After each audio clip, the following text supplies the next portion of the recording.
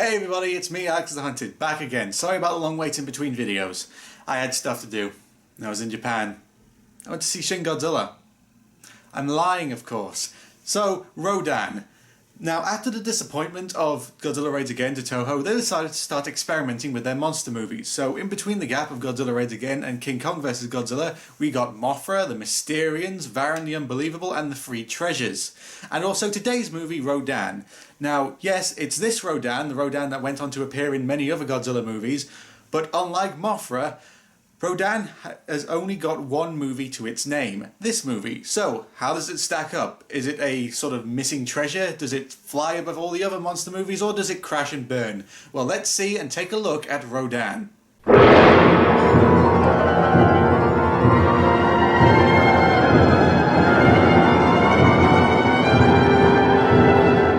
And again, to point this out, the version I am reviewing is the Japanese original cut. But at the end of this review, I will be talking about the American cut. So, let's begin. We open in a coal mining village in Japan, where we see two miners having been getting on and are in the middle of a fight over a drink. One of them is named Goro. As the two are separated, they are told to shut up and just get on with their work, and they go down into the mine in their carts. We then cut to engineering as we meet our main character, Shigeru, who is the main engineer of this mine. And as one of his work colleagues walks in, we get right into the main message of this movie. Whereas Godzilla's message was about the horrors of nuclear weapons, Rodan's message is more muddled in this movie and less sticking out. It's more about pollution of the land and the sky and how we are basically destroying all our natural resources and what could doing this unleash. Anyway, back to the plot. Shigeru gets a call saying that the mine shaft has flooded, which is odd because they are nowhere near any kind of water. Oi,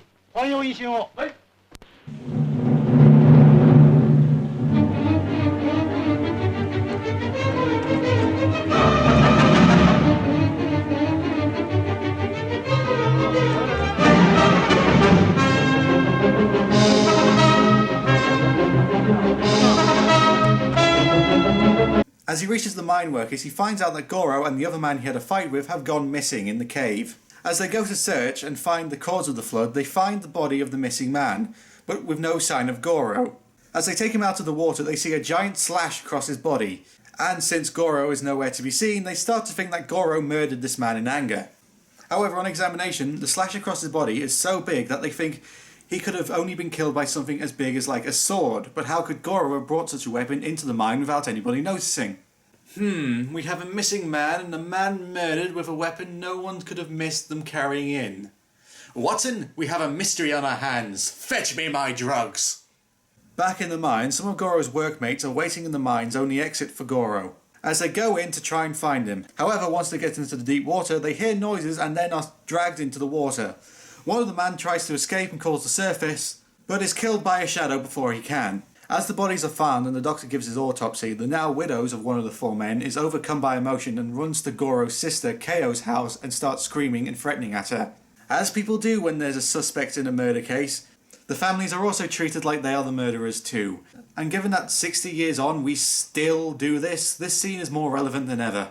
So this mystery of what killed all these men goes on for, I must say about 5 minutes, because as Shirogara comforts Keio, who is also his wife, this happens. Ne?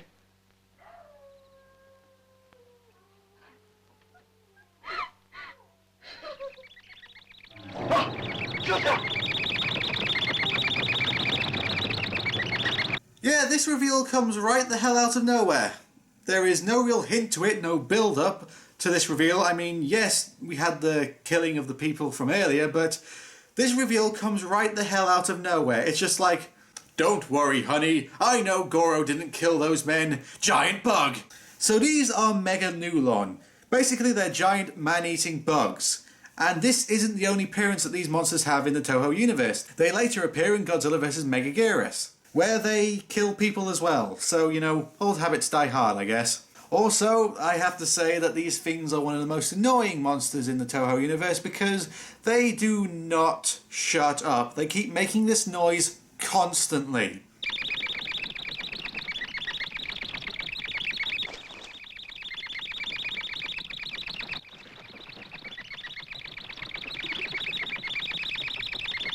So as the Megalodon attack, they just basically leave because this thing moves so slow, and the return of the police, who begin to attack the bug back.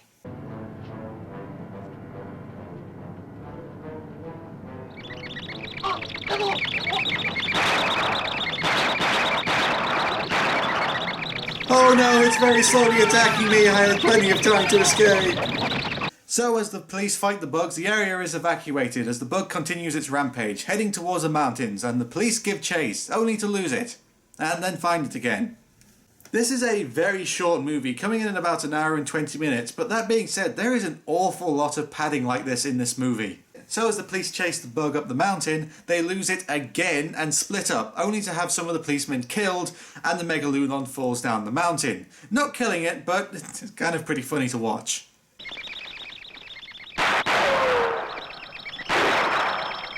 Wow, as usual, these police have absolutely terrible aim. I mean, God, how hard can it be to just hit a giant slow-moving bug that won't shut the fuck up? So the next day, the military show up and go into the mine with a machine gun they swear will tear those bugs apart. As they go into the mine, something you might notice is the lighting in this scene is horrible. And I mean, this isn't a low-budget indie film where they only had torches. This is Toho in the middle of their peak. I mean, yes, I know they're supposed to be in a mine where it's supposed to be hard to see, but this is also a movie and the viewing audience can't see shit. So as they go into the cave, they find Goro's body just as the Megalodon attacks.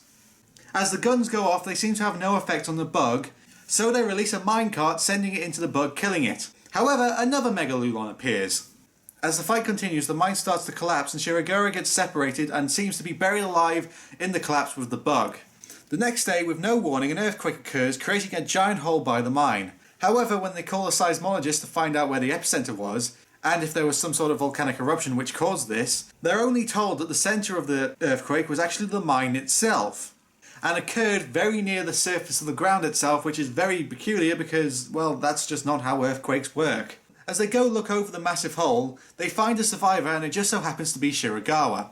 However, when they bring him back, they find out he has amnesia and doesn't remember what happened, or even who Kyo is and that they are married. Yep, they're doing this.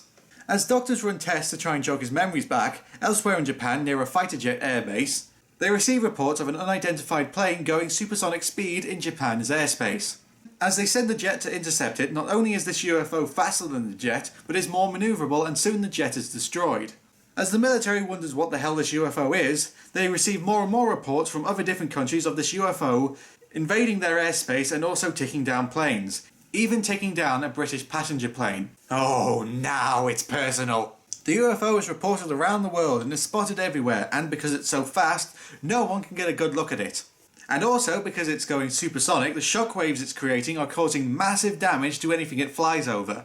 We then cut to a happy loving couple who are all happy and loving and having a good time, and we've never seen them before, so we can all tell what's going to happen to them.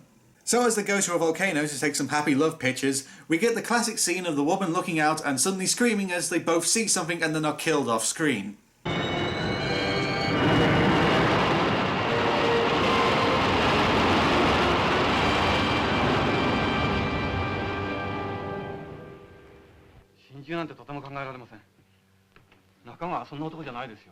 Yeah, I mean, we found their bodies with giant holes in them like they were pecked to death by some giant bird-like monster, but that's just ridiculous. I mean, giant fire-breathing monsters and bugs is one thing, but a giant bird monster, that's just ridiculous.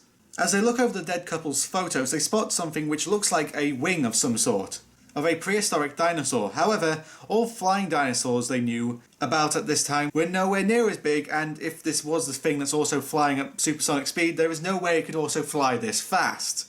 Back with Shigeru, Kyo shows him that their pet birds have laid eggs and are about to hatch. As he looks at the eggs hatching, this suddenly triggers his memories and we get a flashback to what he saw in the cave after the collapse. So we see he awakens in a huge cave surrounded by megalodons. And soon we see a giant egg that starts to hatch, and this is where we get our first ever look at Rodan.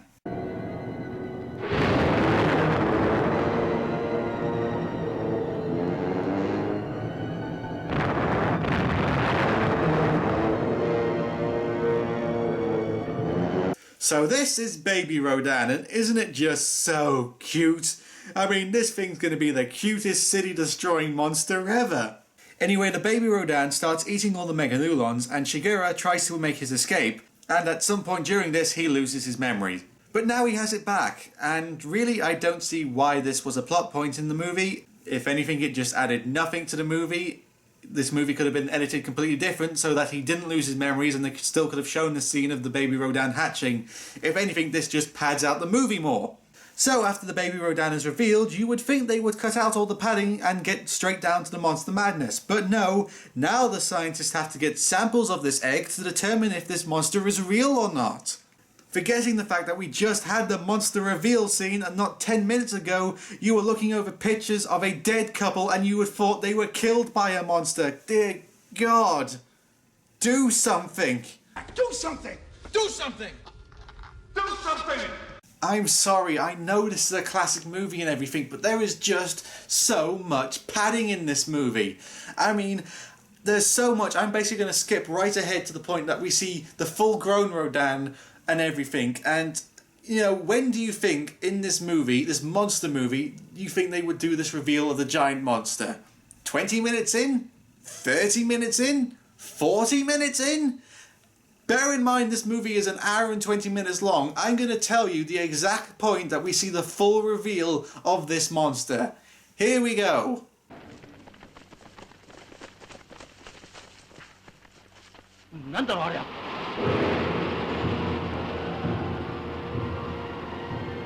Ah, あれだ! 確かにあれだ! 僕は洞窟で見た! 55 minutes and 14 seconds. This movie shouldn't be called Rodan, it should be called Waiting for Rodan.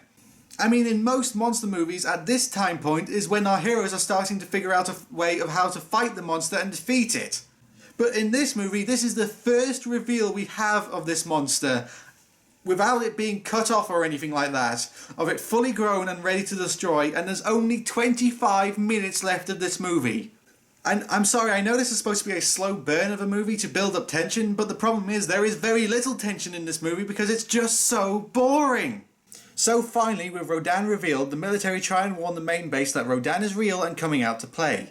But Rodan soon takes off, destroying the car with its shockwave. The word soon does get to the Japanese Air Force, who scramble their jets to intercept and destroy Rodan. And finally, we get some action, as the fighter jets take on Rodan, trying to shoot it down, and it doesn't work as usual. And most of the military jets are destroyed. But at one point they do think they have got Rodan as it dives into the river, but only soon it comes out. I'm guessing it was fishing or something. Things continue to not go very well as Rodan soon flies over a bridge, destroying it with its shockwave, and then starts to head to Fukuoka.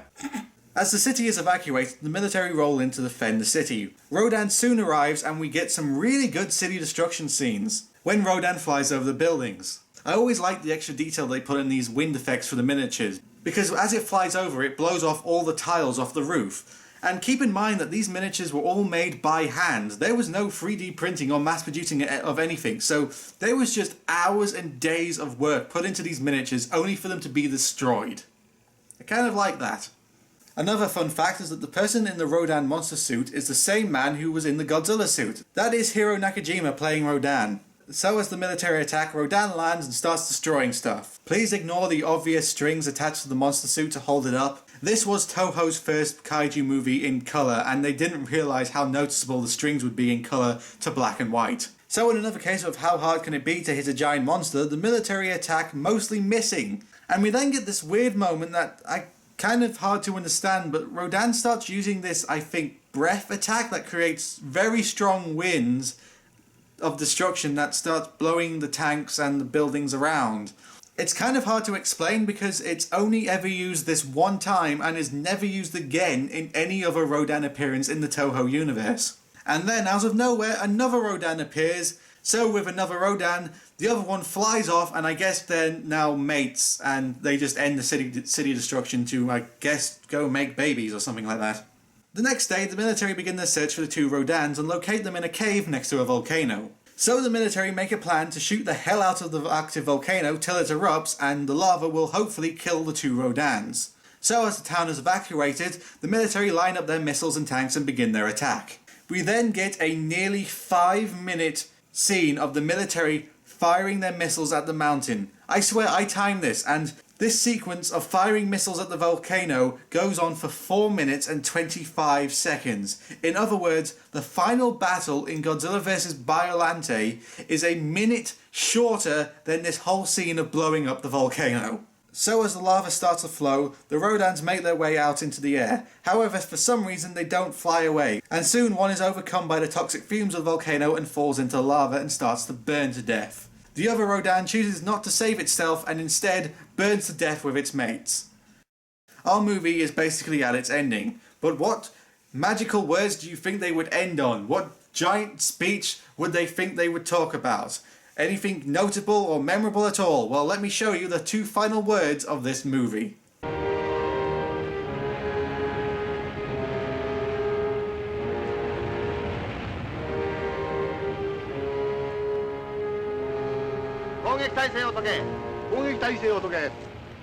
Yeah, ceasefire.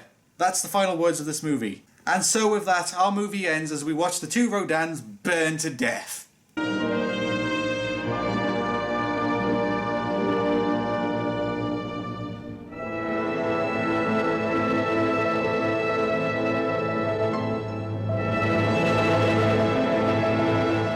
And that was Rodan.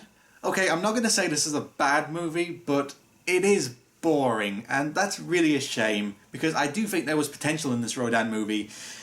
Don't get me wrong, it's better than The Giant Claw, and this was during Toho's experimental stage, so it can be forgiven, but this is one of their weaker monster movies. And this is where I'm going to bring up the American cut of this movie, and I kind of didn't think I'd ever be saying this, but I think the American cut of Rodan is better than the Japanese original cut. It's paced a lot better. I mean, yes, it has a terrible dub, but this is, you know, all Japanese movies kind of have a terrible dub. But it's paced a lot better. The scenes are more... There's a lot less padding and quite a lot of it's cut out. And there's more scenes of Rodan, and they even use scenes that were cut out of the original Japanese cut and put it into the movie. Rodan appears in the 30-minute mark of this movie rather than the 55-minute mark. So there's a lot more monster action in this movie, which just makes it better. So if you are going to watch Rodan, I would actually recommend the American version, and I never thought I'd ever say this on the show. And with that controversial thing, I could say on that bombshell, but I won't. Oh wait, I just said it. Anyway, let's head back to the wheel, and I will see you guys next time when I review...